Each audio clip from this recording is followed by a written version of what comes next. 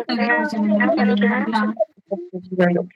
कृष्ण प्रभु जी, दंडवत प्रणाम। प्रभु जी दंडवत प्रणाम। हरे कृष्णा।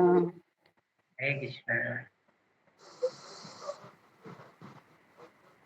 सही भक्तों के चरणों में दंड प्रणाम। आइए आज का सत्र प्रारंभ करेंगे भगवान से प्रार्थनाओं के साथ। जय राधा माधव कुंज बिहारी, गोपी जन वल्लभा गिरिवर धारी, यशोदनंदन ब्रज जन रंजन, यमुना तीरावनचारी। जय राधा माधव कुंज बिहारी, जय राधा माधव कुंज बिहारी। ओम नमो भगवते वासुदेवाय, ओम नमो भगवते वासुदेवाय, ओम नमो भगवते वासुदेवाय। नारायणं नमस्कृत्यं नरं चैव नरोत्तमं देवीं सरस्वतीं व्यासं ततो जयमुदीरये। निष्ठप्रायेषु भद्रेषु नित्यं भागवत सेवया भगवती उत्तम श्लोके भक्तिर्भवति नैष्ठिकी। कृष्णाय वासुदेवाय देवकी नंदनाय च नंदगोपकुमाराय गोविंदाय नमो नमः। जय श्री कृष्ण चैतन्य प्रभु नित्यानंद, श्री अद्वैत गदाधर शिवासादि गौर भक्तवृंद। गुरुवे गुरुचंद्राय राधिकाय तदालये, कृष्णाय कृष्ण भक्ताय तद्भक्ताय नमो नमः। मुखं करोति वाचालं पंगुं लंघयते गिरिं यत्कृपातमहं वन्दे श्रीगुरुं श्री ब्रह्मानंद माधवं श्री चैतन्येश्वरं। हरे कृष्ण कृष्ण कृष्ण हरे हरे, हरे राम राम राम हरे हरे। हरे कृष्ण। आप सभी भक्त और माताओं का हार्दिक स्वागत है आज के श्रीमद् भागवतम की इस कक्षा में। स्वागतम सुस्वागतम। और हम चर्चा कर रहे हैं श्रीमद् भागवतम स्कंद 1 अध्याय 15 श्लोक संख्या 44 पढ़ना है। 43 पढ़ना था प्रभु जी। 43 पढ़ना है क्योंकि कल हमने 43 किया था ना, कल आप थे नहीं। ठीक है। और प्रभु जी, प्रवीणा माता जी के पिताजी यानी कि अंतर्यामी प्रभु जी के ससुर जी का देहांत हो गया है। ओम शांति। तो आज थे, अभी तो थे अंतर्यामी प्रभु जी यहाँ पे मौजूद थे। तो प्रभु जी के पूज्य ससुर जी के लिए हम सब 1 मिनट का मौन रख लेते हैं और उसके बाद में हम हरे कृष्ण महामंत्र की ध्वनि से शुरू करेंगे।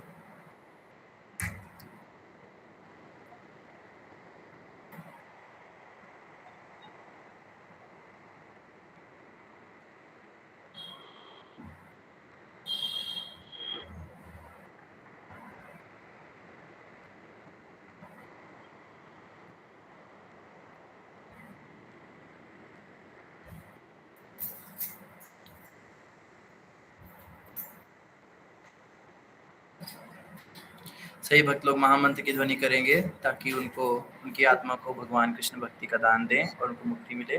हरे कृष्णा हरे कृष्णा हरे कृष्णा कृष्णा हरे हरे, हरे राम हरे राम राम हरे हरे, हरे कृष्णा राम राम राम हरे हरे, हरे कृष्णा कृष्णा कृष्णा हरे हरे, हरे राम राम राम हरे हरे, हरे कृष्णा कृष्णा कृष्णा कृष्णा हरे हरे, राम राम राम हरे हरे कृष्णा। चरणों में दंडवत प्रणाम। हरे कृष्ण कृष्ण कृष्ण हरे हरे, हरे राम। धन्यवाद श्री भक्तों का। तो समय थोड़ा कम है, क्षमा कीजिए, थोड़ा लेट हो गया आने में और कल भी नहीं आ पाए किसी कारण से। तो अभी हम उच्चारण नहीं करा पाएंगे सब भक्तों को। हम बस श्लोक पढ़ते हैं।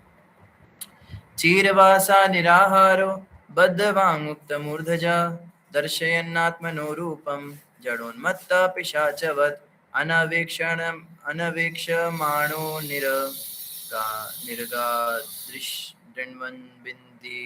बंधिरो यथा।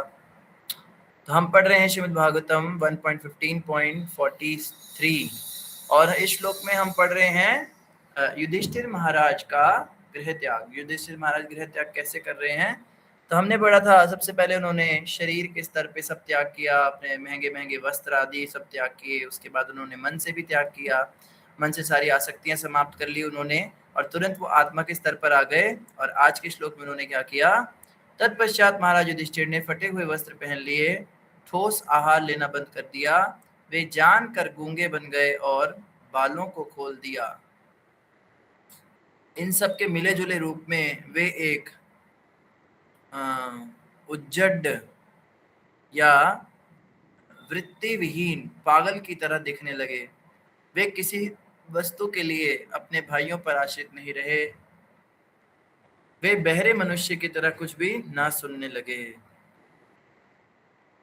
ये श्लोक थोड़ा सा ज्यादा ही हाई स्तर का है। यहाँ पे हम देख रहे हैं युधिष्ठिर महाराज लगभग भगवान ऋषभ देव की तरह रहने लगे, या जड़ भरत की तरह रहने लगे, या जिन्हें हम अवधूत कहते हैं, अवधूत अवस्था, उसमें रहने लगे। यह अवस्था सबसे लास्ट में जाकर आती है आध्यात्म में। संन्यास के भी 4 चरण होते हैं। संन्यास वैसे तो सर्वश्रेष्ठ उपाधि है। ब्रह्मचारी से श्रेष्ठ गृहस्थ है, गृहस्थ से श्रेष्ठ वानप्रस्थ है, वानप्रस्थ से श्रेष्ठ संन्यास है। और संन्यास में भी जैसे वैखानस होते हैं, क्षमा कीजिए, कोटिचक होते हैं, कोटिचक, बहुदक, परिव्राजिक, और उसके बाद परमहंस के स्तर पर आते हैं। परमहंस से भी ऊपर के स्तर पर क्या होता है, व्यक्ति वैसे तो परमहंस के स्तर से ऊपर नहीं उठा जाता, पर कह लीजिए परमहंस के अंदर अंदर ही परमहंस जब और गाढ़ा हो जाता है तो इस तत्व में अवधूत अवस्था आने लगती है। अवधूत के स्तर पर व्यक्ति क्या हो जाता है, जानबूझ के गूंगा बहरा बन के रहने लगता है, पागल की तरह रहने लगता है, ताकि कोई व्यक्ति उसको बुलाए ना, उससे बातचीत करने की कोशिश ना करे। इस स्तर तक आते आते उसको इतना पता लग चुका होता है कि खाने पीने के लिए चिंता करने की आवश्यकता नहीं है, क्योंकि वो आत्मा के स्तर पे आ चुका है। आप देखिए हम लोगों का जितना व्यवहार है सब भोजन पानी के लिए ही तो है। अगर किसी स्त्री को आश्रय की आवश्यकता ना हो, प्रेम की आवश्यकता ना हो, रुपये पैसे की, साड़ी की, अच्छे भोजन की आवश्यकता ना हो, अपने बच्चे के भविष्य की आवश्यकता ना हो, तो वो अपने पति से बात ही क्यों करेगी। किसी पुरुष को अगर किसी भी वस्तु की आवश्यकता ना हो जो एक नारी उसको प्रदान करती है, तो वो स्त्री से बात ही क्यों करेगा। कई बार हमने देखा भी है कि हमारे इच्छा नहीं होती किसी व्यक्ति से बात करने की, या लेकिन फिर भी हमें मजबूरी में उनके साथ बातचीत रखनी पड़ती है, क्योंकि व्यवहार है, संसार है, हर किसी को किसी ना किसी से कुछ चाहिए। हमें सिखाया भी जाता है, बेटा रिश्तेदार आए हैं, कुछ कह दे तो चुपचाप सुन लेना चाहिए, रिश्तेदारी निभानी होती है। आज वो हमारे घर आए, कल हम भी उनके घर जाएंगे, तो हमें कुछ चाहिए, इसके लिए ही हम इस संसार में किसी के साथ भी वार्तालाप करते हैं, बातचीत करते हैं। जिस व्यक्ति को जो आत्माराम हो जाता है, जिसको अंदर से ही आनंद आ रहा है, जिसके जीवन में किसी की आवश्यकता नहीं रही, उसको ना किसी वस्तु की आवश्यकता है, ना इच्छा है, ना उसे किसी व्यक्ति की आवश्यकता है, उसके लिए कुछ नहीं रह गया है, ये संसार उसके लिए किसी काम का नहीं रह गया है, तो वो पूरी तरह से व्यवहार बंद कर देता है। इस दुनिया में रहते हुए भी वो इस दुनिया से बाहर हो जाता है, ना किसी से बात करता है, ना किसी की बात सुनता है, बहरा हो जाता है। संसार के लोग दुनिया भर की बातें, दुनिया भर पॉलिटिक्स, ये पार्टी आई, वो आया, वहां बच्चे के साथ वो हो गया, उस लड़की का ऐसा हो गया, उसके पति ने उसके साथ वैसा कर दिया, उनके घर में पोता हो गया, उनकी सास जो है वो भाग गई, इस तरह की बातें सुनने में इसको कोई रुचि नहीं, कोई दिलचस्पी नहीं। ये सब बातों से इनका पूरा मन हट चुका होता है, और किसी से कुछ मांगने की आवश्यकता नहीं रही। किसी से खाने के लिए कुछ मांगना है, आश्रय मांगना है, कपड़े मांगने हैं, कुछ मांगने की जरूरत नहीं, तो किसी से क्यों बात करनी, गूंगा भी हो जाता है और पागल की तरह रहने लगता है। बाल खोल के, जैसे युधिष्ठिर महाराज ने बाल खोल लिए, फटे हुए कपड़े पहन लिए, ठोस आहार लेना भी बंद कर दिया, तो समझने वाली बात है कि जब तक ऐसा स्तर ना आ जाए, आत्मा का स्तर ना आ जाए, तब तक इस तरह से रहना, इमिटेशन में, केवल एक अनुकरण करना, फटे कपड़े पहनना, जान के गूंगा बहरा बन जाना, लेकिन आपकी अवस्था ऐसी नहीं थी, वो ठीक नहीं है। हम देखते हैं जैसे जैन धर्म में ये बड़ा प्रचलित होता है कि वहां पे दिगंबर रहते हैं, या फिर हम देखते हैं नागा साधु, ये भी जो है दिगंबर रहते हैं, भी कपड़े नहीं डालते और बाल खोलकर पागलों की तरह बिल्कुल वैसे ही रहते हैं। तो एक स्तर आने के बाद ही ये करना चाहिए, हर किसी के लिए ये बात अप्लाई नहीं होती, और जो आत्मा के स्तर पर नहीं है वो निश्चित रूप से अगर ये करने का प्रयास करेगा तो ज्यादा दिन कर भी नहीं पाएगा। क्योंकि भूख लगेगी, पैसों की जरूरत पड़ेगी, मन के अंदर तृष्णाएं समाप्त नहीं हुए, कुछ कुछ देखकर खरीदने की इच्छा होगी, तो वापस संसार में उसके गिरने का बहुत ज्यादा चांसेस हैं। इसीलिए सन्यास भी धीरे धीरे आगे बढ़ना चाहिए, एकदम से ऐसे बनने की जरूरत नहीं। लेकिन युधिष्ठिर महाराज की स्थिति क्या है? युधिष्ठिर महाराज तो बहुत ही ऊपर चले गए। हमारी परंपरा में कई ऐसे बाबा जी हुए हैं जो ऐसी अवस्था में रहे हैं, अवधूत अवस्था में रहे हैं। जैसे गौर किशोर बाबा जी का नाम आता है, साक्षात वैराग्य मूर्ति थे। ऐसा वैराग्य दिखाया गौर किशोर बाबा जी ने, उनका वैराग्य साक्षात रघुनाथ दास गोस्वामी के वैराग्य के समान बताया जाता है। बाबा जी ना किसी आश्रम में रहते थे, ना किसी मंदिर में रहते थे, ना किसी मठ में रहते थे, ऐसे ही खुले में रहते थे, कभी किसी पेड़ के नीचे, कभी किसी पेड़ के नीचे। बाबा जी खाते क्या थे? भिक्षा मांग के नहीं खाते थे, खेतों में जाते थे और कुछ बचे कुचे अनाज के दाने होते थे, उनको तोड़ के उन्हीं से गुजारा करते थे। पहले के किसानों में नियम था कि अपनी खेती का कुछ अंश, दशांश जो है छोड़ देते थे, वो खेतों में छोड़ देते थे और बाद में साधु संत आके उसको चुग लेते थे। साधु संत या भिखारी या जानवर, उनके लिए भी हिस्सा छोड़ा करते थे, सारा नहीं काट लेते थे कि चलो इनसे भी 10,000 रुपए बन जाएंगे, इन्हें भी तोड़ लो, ये नियम था। तो ये बाबा जी ऐसी जगहों पर जाते थे, इन खेतों से उन अनाजों को तोड़ते थे। पकाते कैसे थे? कोई किचन सेटअप नहीं था इनके पास, कहीं से कोई हांडी मिल गई, टूटी हुई हांडी ली, उसमें पानी भरा और उसके अंदर वो दाने डाले, नीचे लकड़ी की अग्नि लगाई और उबाल कर उसको भगवान को भोग लगाकर खा लिया। कोई मिर्च मसाले नमक कुछ नहीं। और पहनते क्या थे? शमशान में कपड़े मिल जाते थे पड़े हुए, सफेद कपड़े कोई चढ़ा के चला जाता था, चिताओं के ऊपर होते थे, वहां से वो कपड़े उठाकर उसको बस एक गुदड़ी लपेट लेते थे, कमर से नीचे और घुटने से ऊपर का एक कपड़ा लपेटते थे और बस उसी में गुजारा करते थे। और शरीर इनका कैसा था? बिल्कुल हड्डी का ढांचा, एकदम पतले, लेकिन चेहरे पर जबरदस्त तेज, एक नूर था, चमक थी, आंखों में चमक थी।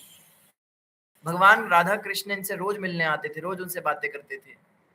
तो जिसको वहां से आनंद मिलने लगता है उसको फिर जड़ानंद की जरूरत नहीं होती है।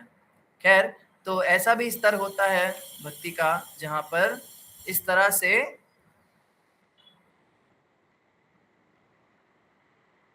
पूरी तरह से कट ऑफ हो जाता है संसार में। तात्पर्य पढ़ेंगे श्रील प्रभुपाद जी के द्वारा, जगत गुरु श्रील प्रभुपाद की जय। प्रभुपाद जी बता रहे हैं, इस प्रकार समस्त बाह्य झंझटों से छूटने पर उन्हें राजसी जीवन या परिवार प्रतिष्ठा से कुछ लेना देना नहीं रहा और वे एक तरह से वे निष्क्रिय, पागल, उजड़ की तरह बन गए और भौतिक मामलों के विषय में कुछ भी बोलना बंद कर दिया। अब वे अपने उन भाइयों पर आश्रित नहीं रहे जो निरंतर उनकी सहायता करते थे। सभी प्रकार की इस पूर्ण स्वतंत्रता को निर्भीकता की शुद्ध अवस्था, निर्भय पद कहते हैं। तो निर्भय पद है ये। निर्भय पद मतलब अब उनको मृत्यु का भी डर नहीं है, अब मौत आ जाए तो कोई चिंता नहीं। जैसे कोई बच्चा होता है, उसके पेपर आने वाले एग्जाम है तो उसके मन में टेंशन होती है, जैसे जैसे वो किताब पढ़ता जाता है वैसे वैसे उसकी टेंशन कम होने लगती है कि चलो थोड़ा रिवीजन हो गया, ये चैप्टर रिवाइज कर लिया, ये चैप्टर रिवाइज कर लिया, ये भी आता है, ये भी आता है। और जब वो सारी किताबें पूरी कंप्लीट कर लेता है तब उसके चेहरे पे कितना कॉन्फिडेंस होता है। आप में से कईयों ने ये अनुभव किया होगा कि सबके अपने वीक सब्जेक्ट्स होते थे, सबके अपने स्ट्रॉन्ग सब्जेक्ट होते थे। तो जब स्ट्रॉन्ग सब्जेक्ट का पेपर आता था तो हम क्या करते थे, केवल रिवीजन मारते थे कॉपी में से और सारी कॉपी रिवाइज करके, और सुबह सुबह जब हम जाते थे एग्जाम हॉल के बाहर हम कितने कॉन्फिडेंस में होते थे। बाकी बच्चों के साथ चेहरे पे टेंशन होती थी, कोई इधर देख रहा है, कोई किताब खोल, और हम एकदम काम एंड पीसफुल, एकदम आनंद से, निर्भयता से अंदर बैठते थे और बड़े कॉन्फिडेंस के साथ बैठते थे कि अब पेपर आ जाए, हम तो तैयारी पूरी करके आए हैं। तो जिसकी मृत्यु रूपी एग्जाम की तैयारी पूरी हो जाती है फिर वो ऐसे कॉन्फिडेंट हो जाता है, फिर उसको डर नहीं रहता। लेकिन हमको मृत्यु से डरना चाहिए। हमको मौत से डरना चाहिए। मृत्यु से डरना क्यों चाहिए? क्योंकि मृत्यु सर्वहर्ष चाहम, भगवान गीता में कहते हैं मृत्यु के रूप में मैं ही आता हूँ और सब कुछ हरण कर लूंगा तुम्हारा, तुम्हारे पास कुछ नहीं रहेगा। आज तुम दान नहीं कर रहे हो, आज तुम दान दक्षिणा करने में हिचकिचा रहे हो, मृत्यु के रूप में आऊंगा, सब कुछ ले जाऊंगा। आज तुम 10% नहीं दे पा रहे हो, 50% नहीं दे पा रहे हो, मैं तुम्हारा 100% ले जाऊंगा, तब तुम्हारा क्या होगा? जो भौतिकवादी लोग हैं जो कहते हैं कि कुछ दान दक्षिणा कुछ नहीं होता है, किसी जीव को कुछ देने की जरूरत नहीं है, लोगों से और लेकर खा लो, बल्कि लोगों से उधार ले लेकर खा लो, ऐसी जो मानसिकता रखते हैं, ऐसे लोगों के जीवन में भगवान मृत्यु के रूप में आते। तो मृत्यु से उनको डरना चाहिए, हमें भी मृत्यु से डरना चाहिए, क्योंकि हमारी तैयारी अभी पूरी नहीं हुई है। जब तक हमारी तैयारी पूरी नहीं हो जाती, जैसे ये युधिष्ठिर महाराज एकदम निर्भीक अवस्था में है, युधिष्ठिर महाराज इतने कॉन्फिडेंट हैं, ये कहते हैं अब मृत्यु आ जाए मुझे कोई टेंशन नहीं। जैसे मीरा जी कहा करती थी, जिस मरने से जग डरे मेरे मन आनंद, मर कर के ही पाइए पूर्ण परमानंद। वो कहती थी जिस मरने से जग डरे, सारा जग डरता है जिस मृत्यु से मौत ना हो जाए, मेरे मन आनंद, मैं तो आनंद से उसका इंतजार कर रही हूँ। क्यों? क्योंकि मरकर के ही पाइए पूर्ण परमानंद। मेरे लिए मृत्यु का मतलब क्या है? मेरे श्याम सुंदर मुझे मिल जाएंगे, मेरे प्रीतम मुझे मिल जाएंगे। ये जीवन ही तो मेरे और भगवान के बीच में दरवाजा है, हमारे बीच की दीवार है, इसी के कारण तो विरह है। जैसे ही जीवन समाप्त होगा तो मृत्यु का मतलब है भगवान मुझे मिल जाएंगे, आत्मा जो है परमात्मा के पास चली जाएगी। तो मृत्यु का मतलब यही होता है भक्तों के लिए। जैसे ग्रंथ साहिब जी में भी कहा है, आए हैं सो जाएंगे राजा रंक फकीर, एक सिंहासन चढ़ चले एक बंदे हैं जात जंजीर। जो आए हैं उन्हें जाना है, सभी जाएंगे, राजा रंक फकीर, राजा भी जाएंगे, भिखारी भी जाएंगे, फकीर भी जाएंगे, साधु संत भी जाएंगे, सब ने एक दिन मरना है। लेकिन जाना दो तरह का होता है, सब एक तरह से नहीं मरते। ऐसा नहीं कि सब मरने के बाद एक जगह जाते हैं। एक सिंहासन चढ़ चले एक बंदे हैं जात जंजीर, एक तो सिंहासन चढ़कर जाएंगे और एक जंजीरों में बंद कर जाएंगे, दो तरह से जाते हैं। जैसे कई लोग कहेंगे क्या इतना भक्ति करते हो, क्या इतना हरे कृष्णा जपते हो, माला करते हो, तुम भी मरोगे हम भी मरेंगे, तुम्हारी भी मौत होगी, तुमने क्या गले में ये पहन लिया है तुलसी माला, तुम ये नहीं खाना वो। हम तो भाई फुल एंजॉय करते हैं लाइफ को, हम तो ये भी खाते हैं, हम तो KFC भी जाते हैं, हम तो पिज्जा हट भी जाते हैं, हम तो जी कोई हम अपने मन को मारते नहीं हैं। तुम भक्ति में लगकर अपने मन को कितना मारोगे? अपने मन को मार मार के देखो तुमने अपनी जिंदगी कैसी नर्क बना ली है। हम तो फुल एंजॉय करते हैं। आप कहोगे अरे भगवान की भक्ति है, मरने के, कहते मरने के बाद किसने देखा? तुम भी मरोगे हम भी मरेंगे, दोनों मर जाएंगे, मरने के बाद कौन आया बताने के लिए कि क्या होगा? तो मरने के बाद जब सब खत्म होना ही है तो लाइफ को एंजॉय करके मरो। जिंदगी ना मिलेगी दोबारा, इट्स जस्ट वन टाइम, इधर यू लूज इट और यूज इट। वो इस तरह की बातें करेंगे तो आप उन्हें कह सकते हो भाई मरना दो तरह का होता है, ऐसा नहीं कि मरने के बाद सब एक जगह चले जाते हैं। इस जीवन में अगर जिसने भक्ति करी और नहीं की, अगर दोनों ही मरने के बाद एक जगह चले गए तो भक्ति करने वालों का फायदा क्या? तो मरना दो तरह का होता है, एक सिंहासन चढ़कर भगवान के पास जाते हैं और एक जंजीरों में बंधकर यमदूत के पास जाते हैं। जैसे प्रभुपाद जी बड़ा सुंदर उदाहरण देते हैं। प्रभुपाद जी बिल्ली का उदाहरण देते हैं। बिल्ली जो है, बिल्ली के हाथ नहीं होते, बिल्ली के पैर होते हैं। तो अपने बच्चे को अगर उसे उठाना है तो वो अपने मुंह से उठाती है। बिल्ली अपने मुंह में बच्चे की गर्दन दबोचती है। आपने कभी बिल्ली को देखा अपने बच्चे को ले जाते हुए, उसकी गर्दन पकड़ के, और जैसे ही बिल्ली अपने बच्चे को उठाती है, बच्चा एकदम ढीला छोड़ देता है अपने शरीर को, बिल्कुल जैसे मरा हुआ हो ऐसे ढीला छोड़ देगा, ताकि बिल्ली बड़े आराम से उसको पकड़ के इधर से उधर ले जाए। अब बिल्ली के दांत इतने पैने होते हैं लेकिन उसके बच्चे को कभी चुभते नहीं। बिल्ली के अंदर ये कुछ कला है, भगवान ने कला दी है कि जब अपने बच्चे को उठाती है तो बच्चे को बहुत सौम्य तरीके से उठाती है। लेकिन उसी बिल्ली के उसी मुंह में जब चूहा होता है, चूहा लटका होता है, तब चूहे के ऊपर वो क्या करती है? पहने पहने दांत गड़ाती है। बिल्ली वही है, उसका मुख भी वही है, लेकिन बच्चे के लिए क्या है? वो उसकी माँ है, और चूहे के लिए वो साक्षात मृत्यु है। तो ऐसे ही हमारा भी जीवन जो है, अंत सबका होगा, मौत तो सबकी होगी। भक्त जब मरेंगे तो वो ऐसे मरेंगे जैसे बिल्ली अपने बच्चे को एक जगह से उठा के दूसरी जगह रख देती है। मृत्यु क्या करेगी? भक्तों को इस संसार से ले जाके भगवान के धाम में छोड़कर आ जाएगी। लेकिन अभक्त जो हैं, जिन्होंने भक्ति पूरी नहीं की, उनके साथ क्या होगा? जैसे चूहा, कि उसको बहुत कष्ट का अनुभव होगा और बिल्ली उसको चबा चबा कर उसका कचूमर निकालती है। ऐसे मृत्यु क्या करती है, 10,000 बिच्छू एक साथ डंक मारे इतना कष्ट देती है मृत्यु अभक्तों को, उनका टट्टी पेशाब निकल जाता है मरते मरते, चीखें निकलती हैं क्षमा कीजिए, चीखें निकलती हैं, घबराहट हो जाती है, आंखें बड़ी बड़ी हो जाती हैं और बड़े कष्ट का अनुभव होता है। तो मृत्यु सबकी होगी, ये बात सच है, लेकिन मरना जो है दो तरह का। तो आज जो कष्ट में जी रहे हैं भक्त लोग, उन्हें यही सोचना चाहिए कि आज थोड़ा सा कष्ट लेकर हमें कल को हमेशा के लिए छुटकारा मिल जाएगा, हमेशा के लिए बंधन से मुक्ति मिल जाएगी। आज ये लोग हंसते हैं, ये लोग स्टोरी डालते हैं, स्टेटस डालते हैं, काले काले चश्मे पहनकर और बीच पे घूमते हैं और हमको भी टैग करते हैं, देखो हम वहां गए, फलाना गए। तो हमें इन्हें देखकर ललचाना नहीं है। ये आज हंस रहे हैं, लेकिन कहते हैं ना कि छोटी मछली इनको मिल गई, लेकिन बड़ी मछली का शिकार नहीं कर पाएंगे, वो इन्हें खा जाएगी। और भक्त लोग छोटी छोटी मछलियां छोड़ते हैं ताकि कल को बड़ी मछली उनके हाथ लग जाए। हमको भगवान कृष्ण की प्राप्ति करनी है, तो भगवान को पाने के लिए छोटे मोटे बलिदान तो देने ही पड़ेंगे।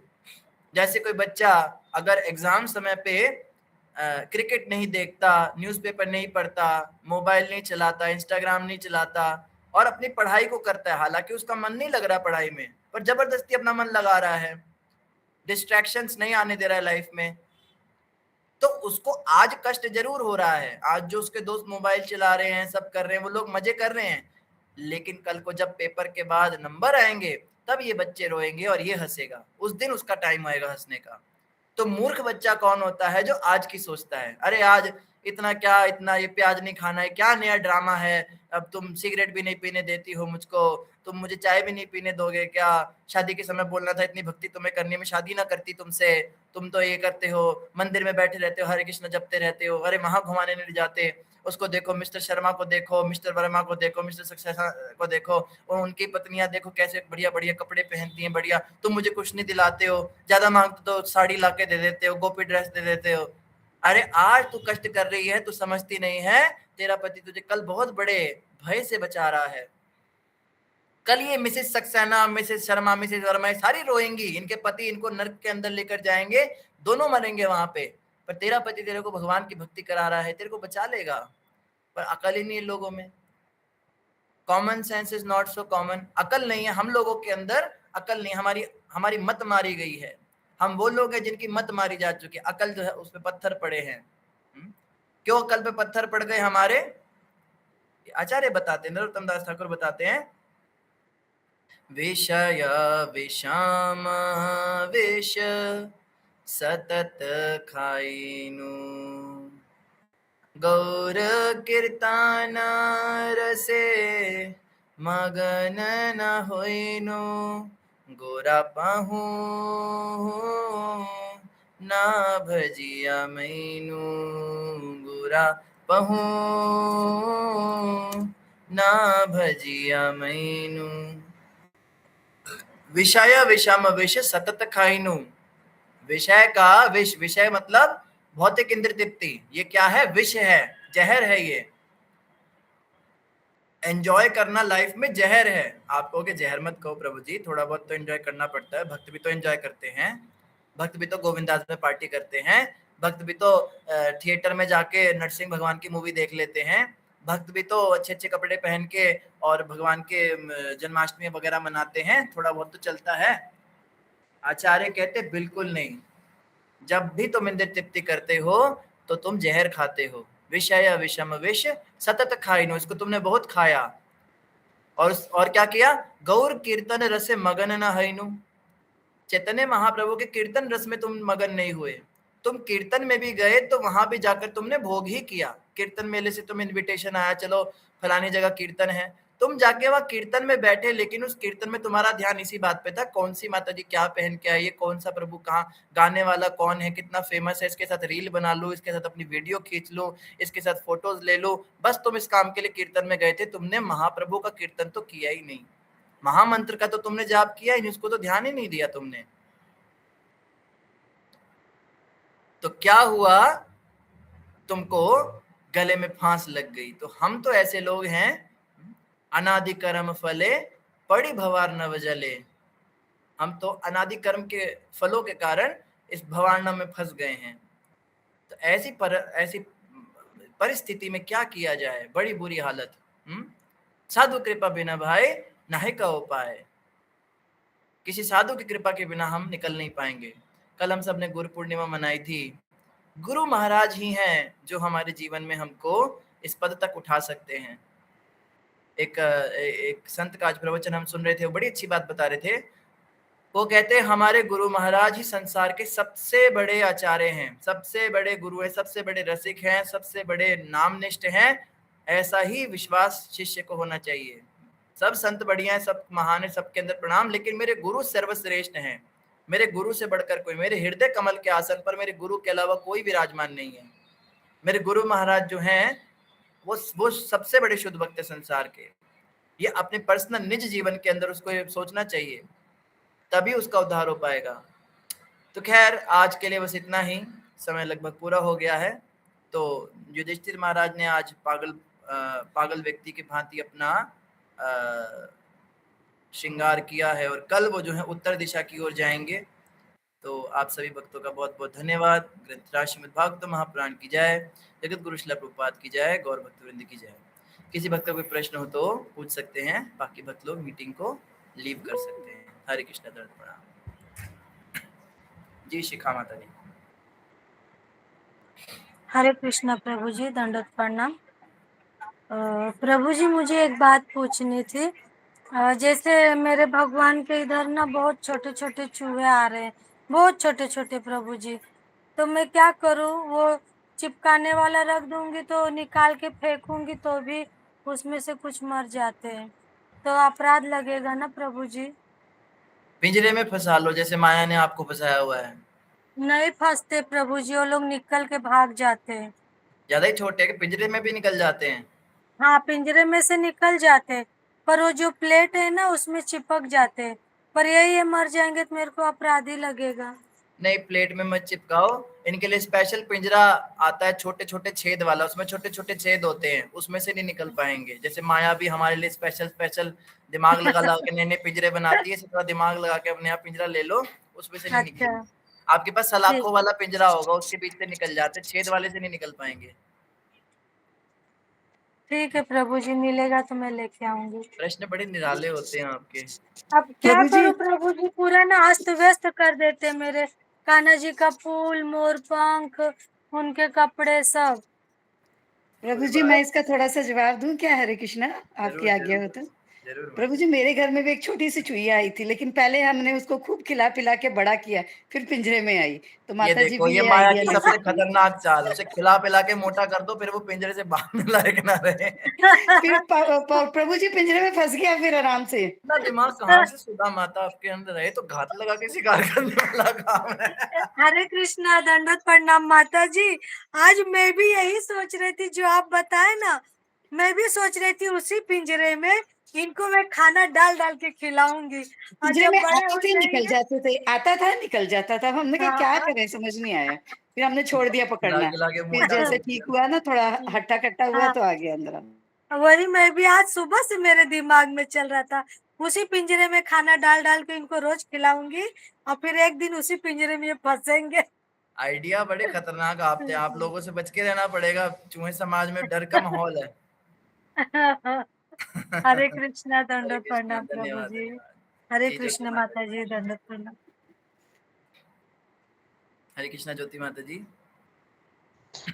हरे कृष्णा प्रभु जी, दंडवत प्रणाम। से वैष्णव भक्तों के चरणों में दंडवत प्रणाम।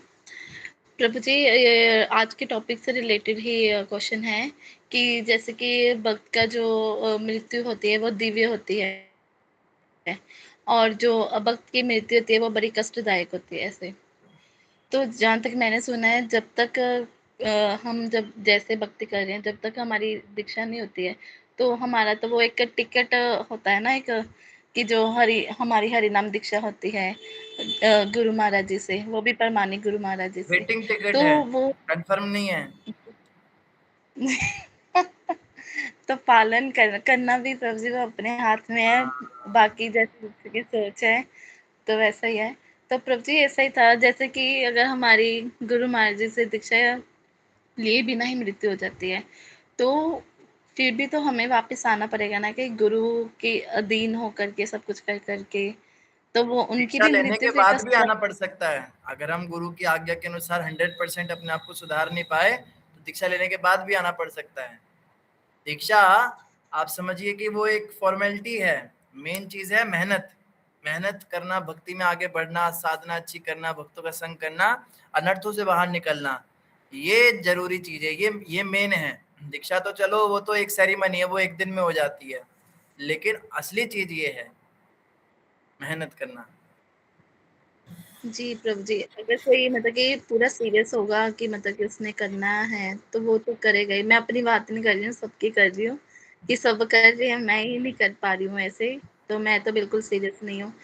तो मेरे कहने का यही मतलब था, जब तक हमारा ऐसा नहीं होता है, सरेंडर नहीं होते तो, और सरेंडर नहीं होते, उनकी आज्ञा का पालन नहीं करते, मतलब कि दीक्षा से पहले भी, तो हम ओनली हरि नाम कर रहे हैं और कंफर्म तो नहीं है ना कि हम गोलोक धाम जाएंगे। जहाँ तक मेरा दिमाग जा रहा है, मुझे नहीं लगता कंफर्म है कि मैं जा पाऊंगी ऐसे भी। हमारा तो भक्ति में डिस्ट्रैक्शन केवल भौतिक नहीं होता है, आध्यात्मिक डिस्ट्रैक्शंस भी बहुत हैं आजकल लाइफ में। कृष्णा कॉन्शियस डिस्ट्रैक्शंस, दीक्षा ले लूं, ये एक बहुत बड़ा डिस्ट्रैक्शन है। क्योंकि जिसके जीवन का उद्देश्य दीक्षा लेना हो गया, आपके लिए नहीं कह रहा हूँ, इन जनरल बता रहा हूँ माता जी, जिसके जीवन का उद्देश्य दीक्षा लेना हो गया, उसकी दीक्षा होती है उसका उद्देश्य पूरा हो जाता है, फिर वो भक्ति में बिल्कुल मेहनत करना बंद कर देता है। मैंने अपनी आंखों से कई भक्तों को देखा, कईयों को, दीक्षा दीक्षा दीक्षा दीक्षा, वो मंगल आरती भी इसलिए आते हैं क्योंकि दीक्षा मिलती है मंगल आरती आके। उनको ये नहीं पता मंगल आरती आने से क्या होता है, सुबह उठने से क्या होगा, भगवान के धाम, उन्हें बस इतना ही पता है मंगल आरती आना पड़ता है 1 साल, फिर दीक्षा होती है। और वो बड़े नियम से आएंगे। आपके अमृतसर शहर में मैंने कई भक्तों को देखा, बड़े नियम से मंगल आरती सुबह माला करेंगे बैठ के सब। उनको पूछो क्यों आते हो, दीक्षा लेनी होती तो 1 साल करना पड़ता है, फिर ही दीक्षा होती है। और इनकी दीक्षा हो भी जाती है क्योंकि बड़े सिंसियरली आते हैं। दीक्षा लेते ही हफ्ते के अंदर गायब, क्योंकि इनके जीवन का उद्देश्य दीक्षा लेना था। अब ऐसी दीक्षा लेके क्या, कोई बच्चा स्कूल के अंदर क्वालिफाई करने के लिए और उसके इंटरव्यू की तैयारी कर रहा है कि इस स्कूल में मुझे एडमिशन लेना है, एडमिशन के लिए उसने बहुत तैयारी करी और एडमिशन में वो पास भी हो गया। तो स्कूल का एडमिशन होने के बाद अब उसने स्कूल आना ही बंद कर दिया, बस एडमिशन हो गया मेरा। तो ऐसे बच्चे का कोई फायदा है एडमिशन लेने का? इसका एडमिशन लेना घर बैठना एक जैसा था। तो दीक्षा लेना जो है, ये अगर हमारे जीवन का उद्देश्य बनता जा रहा है, इसको हम बहुत ज्यादा वेटेज दे रहे हैं, तो दीक्षा तो हो जाएगी। वो कोई बहुत बड़ी चीज नहीं है, मैं आपको बता रहा हूँ। आपको लग रहा होगा, जब तक मेरी नहीं हुई थी मुझे भी लगता था बहुत बड़ा हुआ है दीक्षा, मतलब कैसे होगी। अरे ऐसे ऐसे लोगों की दीक्षा हो जाती है, आपको क्या बताऊं, वो लोग बेचारे माला भी नहीं करते, तो फिर आपकी तो हो ही जाएगी। कोई बड़ी बात नहीं है दीक्षा लेना। लेकिन दीक्षा लेने के बाद भी हम भक्ति करते रहें, आगे बढ़ते रहे, उसके लिए आवश्यकता है कि आज हम दीक्षा के लिए ये सब ना करें कि हम भगवान से बहुत भक्ति प्रार्थना करें, लेक्चर सुने ताकि हमारी एक दिन दीक्षा हो जाए प्रामाणिक गुरु से। इसके लिए हम ये ना करें। हमें ये सब करना है कृष्ण प्रेम प्राप्त करने के लिए। वहां तक हम रुके ना जब तक कृष्ण प्रेम की प्राप्ति ना हो। बहुत ही आवश्यक है ये। आपके माध्यम से मैं सबको ये सबको क्या दूं, खुद को ये संदेश देना चाहता हूँ कि दीक्षा लेने से सींग नहीं उग जाते। दीक्षा तो एक आध्यात्मिक शुरुआत है। प्रभुपाद जी ने दीक्षा का अंग्रेजी में अनुवाद करना था, तो किसी ने कहा दीक्षा का आप अनुवाद कर दीजिए डिसाइपल सेरेमनी, या फिर आप कर दीजिए जैसे कहा उनको दीक्षा का मतलब क्या होता है, देना होता है, तो आप कह दीजिए बीड गिविंग सेरेमनी, बीड्स देते उस दिन आप, name giving ceremony. Prabhupada ji ने उसका नाम रखा इनिशिएशन। प्रभुपाद जी ने बहुत सोच समझ के उसका नाम, प्रभुपाद जी ने कहा इनिशिएशन मतलब this is the beginning. Initiate, ये मैंने इनिशिएट कर दिया।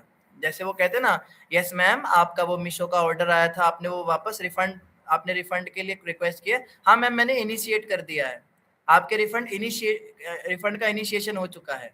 तो रिफंड का इनिशिएशन मतलब उसने प्रक्रिया शुरू कर दी है। बोलते हैं ना इनिशिएट कर दिया, हमारी ओर से इनिशिएट हो गया, जारी हो गया है। तो इनिशिएशन का मतलब होता है प्रक्रिया शुरू हुई है, अभी तो शुरुआत हुई है, अब तो तुम्हारा एडमिशन हुआ है। तो दीक्षा का मतलब होता है केवल आध्यात्मिक शुरुआत, उसके पहले तो शुरुआत भी नहीं हुई है। तो उसके लिए हम इतने अगर हम उत्सुक हैं, अच्छी बात है, उत्साह होना भी चाहिए हमारे अंदर, पर केवल उसके लिए ही, जैसे कई भक्तों के मैंने देखी हैं इस तरह की चीजें कि दीक्षा को लेके बहुत ज्यादा हवा बना के रखते हैं, और जिनकी दीक्षा नहीं हो पाती वो बहुत गुस्सा करते हैं, इसकी हो गई, उसकी हो गई, वो माता जी मेरे से बाद में जुड़ी थी, मेरे से पता नहीं मेरी क्यों नहीं हुई है। उसने सोच रखा है दीक्षा का मतलब है कि यही मीटर है ये बताने का कि मेरी भक्ति कितनी हुई है। मतलब जो भक्ति में बहुत एडवांस है उनकी दीक्षा हो जाती है, और जो बहुत एडवांस नहीं है उनकी दीक्षा नहीं होती। बट ऐसा बिल्कुल नहीं है। दीक्षा उसकी भी हो जाती है जो गलत तरीके से दीक्षाएं लेते हैं। आपको सब पता ही है, अंदर की बातें बताने की क्या बात है। कई तरीके से लोग दीक्षा लेते हैं। अप्रोच से दीक्षा हो जाती है, डोनेशन से दीक्षा हो जाती है, और भी कई तरीके से दीक्षाएं हो जाती हैं। तो दीक्षा का मतलब ये नहीं है कि जिसकी दीक्षा हो गई तो वो भक्ति में बहुत आगे बढ़ गया, भगवान उसको मिल जाएंगे। हमें समझना होगा कि दीक्षा कहते किसे हैं। दीक्षा का अर्थ होता है शिष्य जब गुरु को हृदय से अपना ले, और गुरु भी शिष्य को हृदय से अपना ले, उसे कहते हैं दीक्षा। जैसे सामान्य संसार में विवाह संस्कार, शादी, शादी का मतलब 7 फेरे नहीं होता है। 7 फेरे लेने के बाद भी ना पति ने पत्नी को अपनाया है, ना पत्नी ने पति को अपनाया है, अजनबियों की तरह रह रहे हैं, लड़ाई झगड़े चल रहे हैं, एक दूसरे को मानते नहीं, एक दूसरे की सुनते नहीं, अलग अलग रहते हैं। तो उन्हें तलाक लेने की आवश्यकता नहीं है, उनका जीवन ही तलाक है। वो वैसी वो शादी कभी हुई ही नहीं, वो केवल एक रस्म हुई है। शादी क्या होती है, विवाह क्या होता है? विवाह होता है हृदय से एक दूसरे को स्वीकारना। फिर 7 फेरे लेना तो केवल एक फॉर्मेलिटी रह जाती है। तो हृदय से हृदय का जो ये अटैचमेंट है, इसे ही तो दीक्षा कहते हैं। तो गुरु को अगर हमने अपने हृदय में हृदयंगम कर लिया, एकमात्र यही मेरे स्वामी है, यही मेरे प्रभु हैं, इनके बिना मेरी कोई गति नहीं है। गति मतलब कहीं दुनिया के अंदर कहाँ जाऊं, इनको छोड़ के कहीं नहीं जा सकती हूँ। एक यही तो है, यही तो मेरा उद्धार करेंगे, इनके अलावा दूसरा कोई ऑप्शन सूझता ही नहीं है। एक होता है ना कि अगर आप ये गुरु महाराज आपके जो है नहीं पहुंचा पाएंगे, तो हम चलो ये नहीं पहुंचा पाएंगे, कोई दूसरा गुरु देखते हैं, कोई दूसरा तरीका देखते हैं, शास्त्रों में कुछ बताया होगा, चलो इससे पहुंच जाएंगे, उससे। कहते नहीं, गुरु के प्रसन्न करने के तरीके के अलावा और कोई मेरी गति नहीं संसार में। एकमात्र यही रास्ता है मेरे पास, यही मेरे पास ऑप्शन है, इनके अलावा कोई दूसरा ऑप्शन नहीं है। गुरु महाराज को प्रसन्न करना, उनकी सेवा करके उनको खुश करना, और उनकी प्रसन्नता से, उनकी खुशी से वो मुझ पर जब कृपा करेंगे, जब वो प्रसन्न होंगे मुझसे, तो उस कृपा के बल पर मैं भगवान की प्राप्ति करूंगा।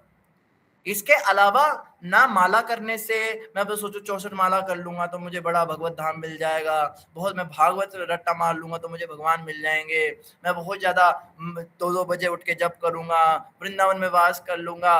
कोई गति नहीं है, कोई गति नहीं है। नास्तेव नास्तेव नास्तेव गतिरन्यथा, कोई दूसरा कोई गति ही नहीं है, इसके अलावा कोई रास्ता ही नहीं है। केवल एक रास्ता मेरे पास है, मुझे अपने गुरु को खुश करना है। यस्य प्रसादात् भगवत प्रसादो यस्य अप्रसादान न गति कुतोपि। इनकी प्रसन्नता ही हरि की प्रसन्नता है, यही भगवान है। ऐसा दृढ़ निश्चय अगर किसी के हृदय में हो जाए, तो फिर वो कोई कोर्स नहीं करना चाहता, वो कोई स्पेशल चतुर्मास के नियम नहीं लेना चाहता, वो कोई स्पेशल कोई धाम यात्रा फलानी जगह पे जाने से मुक्ति हो जाती है, हम वहां जा रहे हैं उस धाम में, या 4 धाम कर रहे हैं, उस नदी में स्नान करने से दोबारा जन्म नहीं होता है, उसको इन चीजों से कोई इनमें श्रद्धा नहीं रहती। उसकी एकमात्र निष्ठा रहती है अपने गुरु के चरणों में। बस मेरे गुरु महाराज ने मुझे स्वीकार कर लिया, मेरे गुरु ने मुझे जो आज्ञा दी, बस उसका पालन करके मुझे भगवान की प्राप्ति होगी। इसके अलावा कोई तीर्थ यात्रा करने से मेरा कोई उद्धार नहीं होने वाला। किसी नदी के अंदर ऐसा सामर्थ्य नहीं कि उसमें स्नान करने से वो मेरे गुरु की कृपा के बिना मुझे भगवान के पास पहुंचा दे। मेरी गति तो केवल मेरे गुरु महाराज हैं। आप लोग जाइए, आपको प्रणाम है, आप नहाइए, आप परिक्रमा लगाइए, आप व्रत रखिए, आप इसका व्रत रखिए, पूर्णमासी का रखिए, आप उसका रखिए, द्वादशी का रखिए, आप सब कीजिए। मेरा तो एकमात्र सही व्रत सही तप सही मोरा मंत्र जप, श्री रूप मंजरी पद सही मोरा संपद, सही मोरा भजन पूजन, सही मोरा प्राण निधि, सही मोरा रास निधि। सब कुछ मेरे क्या है, रूप मंजरी के चरण कमल ही मेरा सब कुछ है।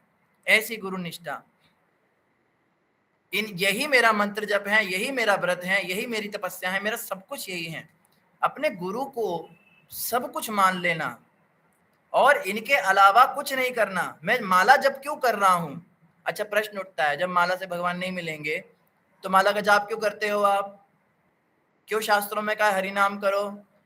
ये इसलिए करना है क्योंकि गुरु ने कहा है, बस गुरु महाराज ने मुझे कहा है बेटा माला किया कर, इसलिए मैं माला करता हूँ।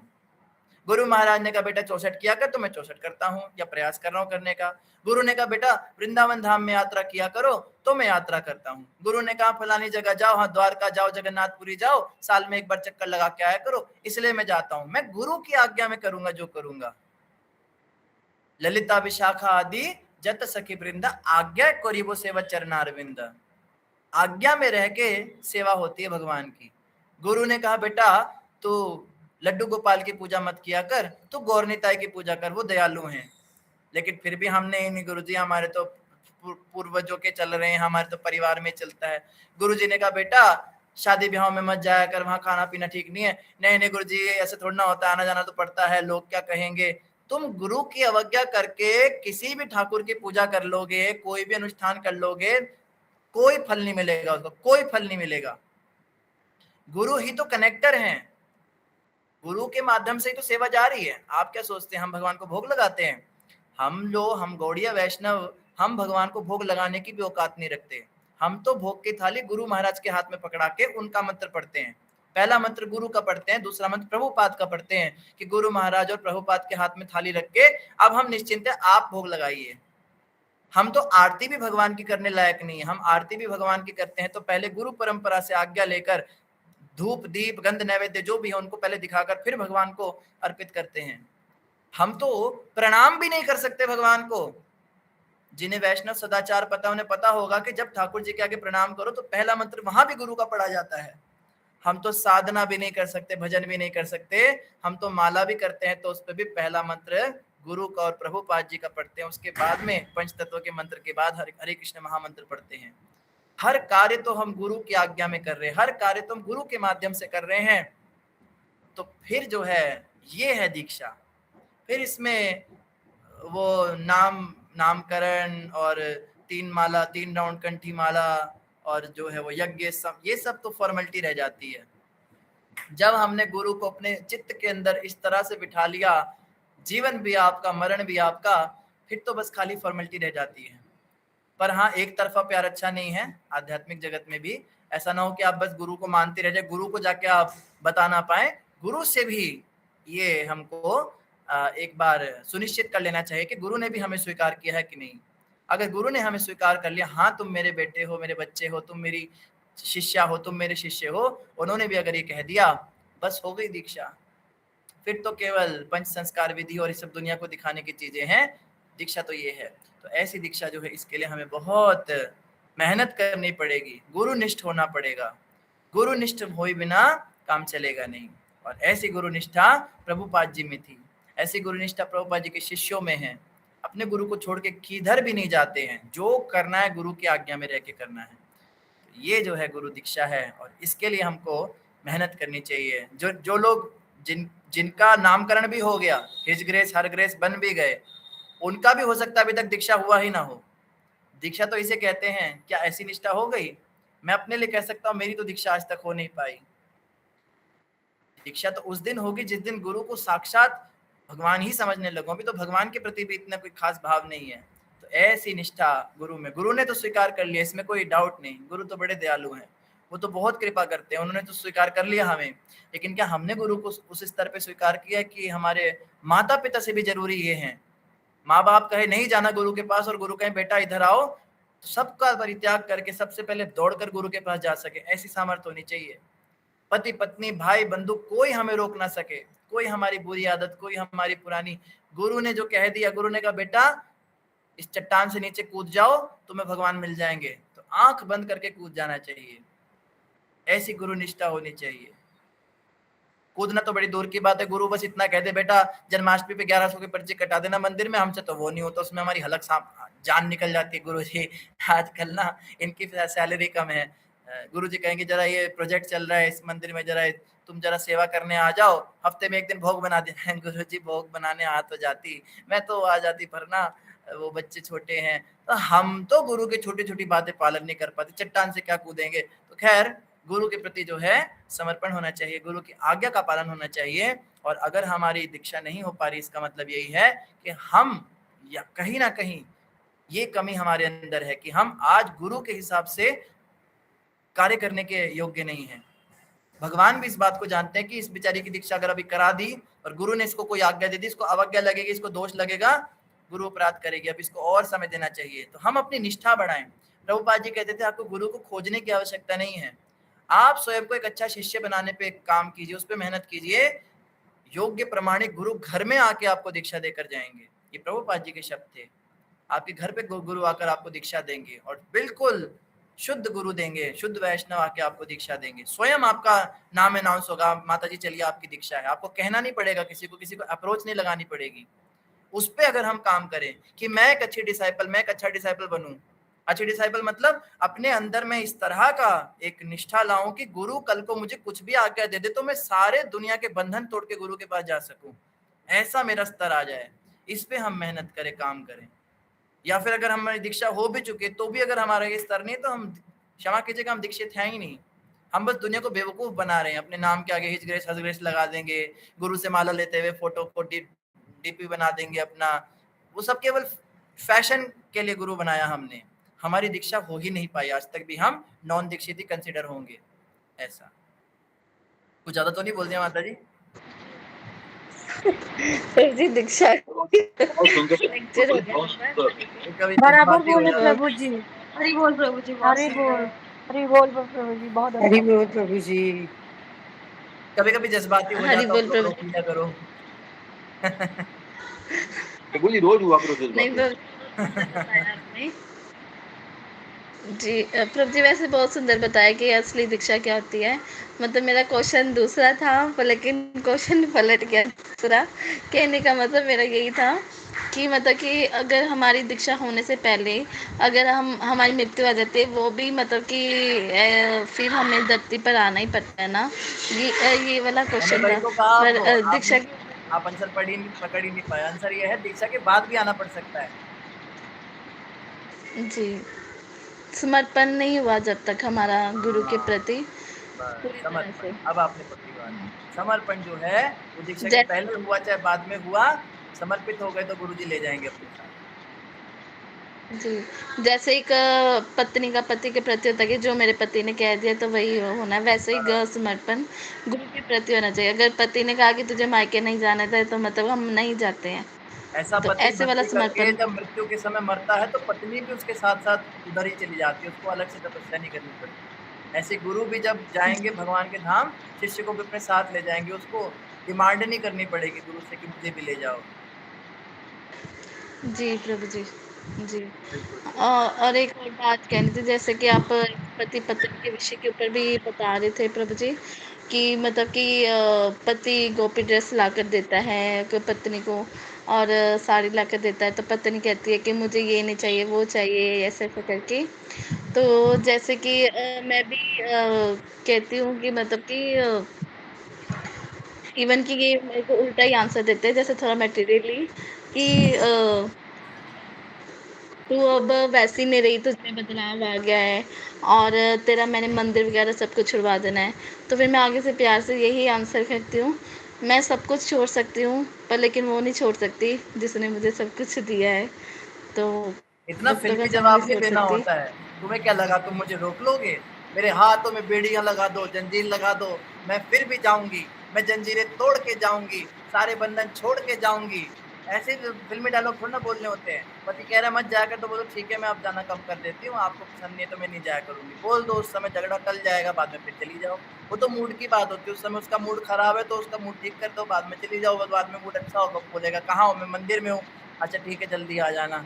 मूड खराब होता है कई बार पति का, झगड़ा नहीं बढ़ाना चाहिए। उस समय झूठ बोल दो उनको, कोई बात नहीं। किसी को शांत करने के लिए झूठ बोलना जो है ये पाप नहीं है। जी प्रभु जी वो मतलब कि वो थोड़ा सा उस टाइम गुस्साते हैं कि बातें सुनकर थोड़ा सा मुस्कुरा देते हैं। किसको भी कोई फर्क नहीं पड़ता, चाहे ये जो मर्जी करे, जा तो जो मर्जी कर, जो तेरी इच्छा है जो मर्जी कर। सारी नहीं सारी रात वहाँ मंदिर में बैठी रहे, तो सैफरन पहन ले तो चलो हमसे भी छुटकारा होगा तेरा। वो तो चलो ये भी छोटी कहते मोटी नोक झोंक चलती रहती है पति पत्नी में। अगर किसी पति पत्नी में जी झगड़े हो रहे हैं इसका मतलब रिलेशनशिप हेल्दी है, सब ठीक है। अगर झगड़े होने बंद हो जाएं फिर समझो कि पति पत्नी में गड़बड़ चल रही है। झगड़े होना हेल्दी होता है। झगड़े के लिए टॉपिक क्या जी। होगा? टॉपिक फिर यही मिलेंगे, जो भक्ति में आता है तो उसको भक्ति वाला ही टॉपिक लेगा वो, फिर और दूसरा कोई टॉपिक तो मिलेगा नहीं उसको। तो इस पे मत जाओ कि वो क्या बोल रहे हैं, क्या टॉपिक है। आप ये देखो मेरे पति मुझसे झगड़ रहे हैं, मतलब ठीक है, सब नॉर्मल चल रहा है, सब कुछ ठीक है, बढ़िया गृहस्थ जीवन है। जी प्रभु जी। जी प्रभु जी, ऐसे ही मैं डॉक्टर के पास से होकर आई थी, तो मतलब कि मैंने उनको कहा कि मेरे को ना आजकल गुस्सा आना ज़्यादा शुरू हो गया है, तो उन्होंने कहा कि ये मेडिसिन का असर है। मैंने कहा कि इसका मतलब कि जिसको गुस्सा ना आता हो तो उसको ये मेडिसिन खिला दो तो कि वो उसको गुस्सा आना शुरू हो जाता है। कहते हैं हाँ सही बात है, उसको दिलाने के लिए ऐसे किया जाता है। ऐसे ही धन्यवाद, बस धन्यवाद। हँसने की बात है। जी, धन्यवाद प्रभु माता जी, जी हरे कृष्णा। माता जी एक ब्रह्मचारी से गृहस्थ जीवन के बारे में डिस्कस कर रहे हो। ये क्या अपोजिट बातें कर रहे हो आप? और ब्रह्मचारी भी गृहस्थियों वाली पूरी बातें करता है फिर उसमें क्या गृहस्थियों से भी ज्यादा ये प्रीति माता जी, हरे कृष्णा। प्रीति माता जी पूछिएगा। हरे कृष्णा। प्रभु जी दंडवत प्रणाम, सभी भक्तों को दंडवत प्रणाम। प्रभु जी थैंक यू आज की क्लास के लिए। प्रभु जी आज की क्लास में आपने बोला कि ब्रह्मचर्य से श्रेष्ठ गृहस्थ, गृहस्थ से श्रेष्ठ वानप्रस्थ और वानप्रस्थ से श्रेष्ठ संन्यास है।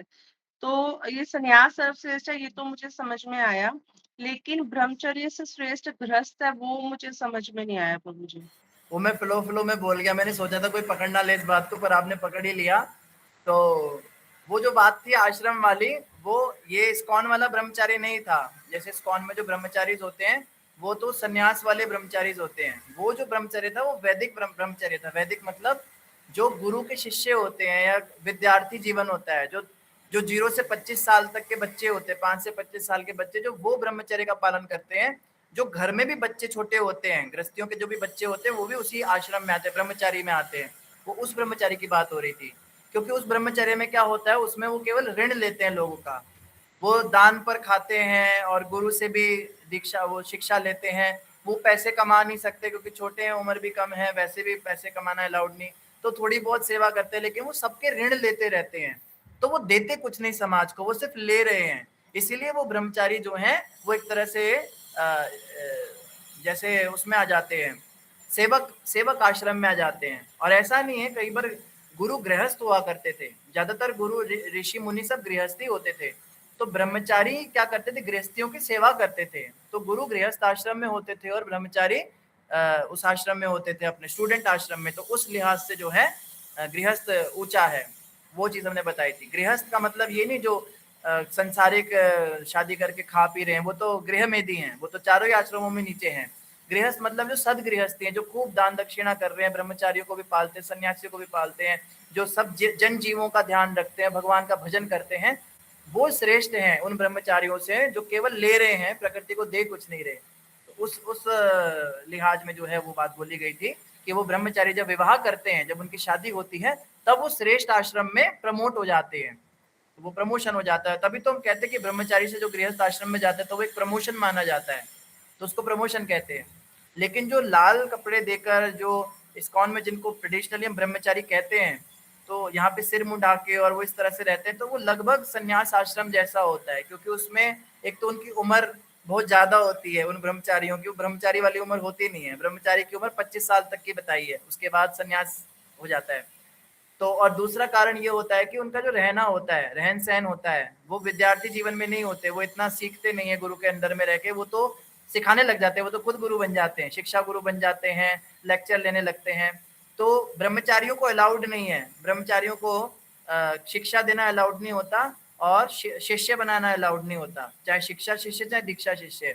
और ब्रह्मचारियों को ट्रेडिशनली सेवक रखना अलाउड नहीं होता, वो सेवा नहीं करा सकते अपनी, एक गिलास पानी भी वो किसी से ले नहीं सकते, उनका ये नियम होता है। पर जो इस्कॉन के ब्रह्मचारी हैं वो तो सब कुछ कराते हैं, तो कराते हैं मतलब भक्त लोग करते हैं सेवा, तो वो मना नहीं करते, ऐसे कोई स्ट्रिक्टनेस नहीं होती इतनी ज्यादा।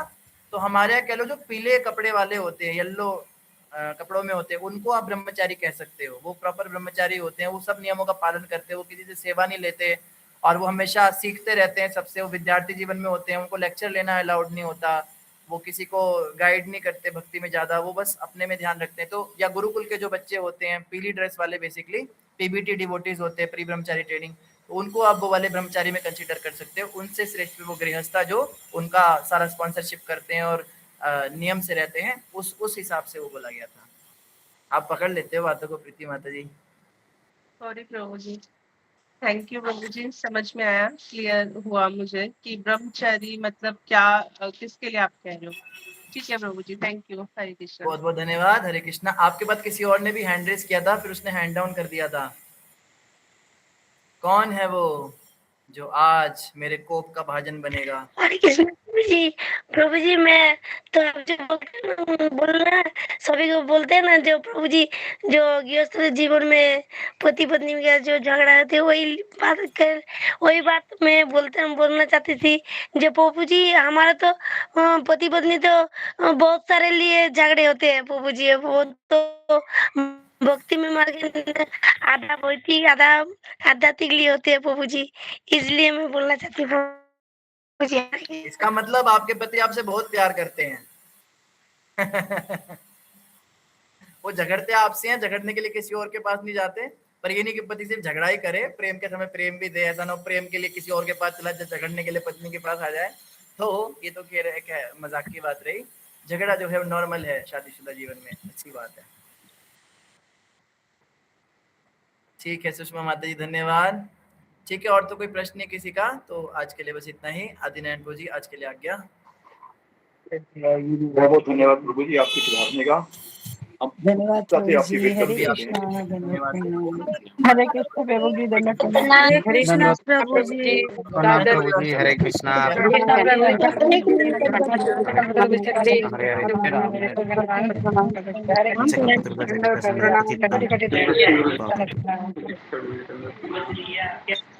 हरे कृष्णा, धन्यवाद प्रभु जी। चरणों में दंडवत प्रणाम। हरे कृष्णा। हरे कृष्णा प्रभु जी, आपके चरणों में दंडवत प्रणाम। हरे कृष्णा। हरे कृष्णा प्रभु जी, दंडवत प्रणाम। दंडवत प्रणाम माता जी। हरे कृष्णा।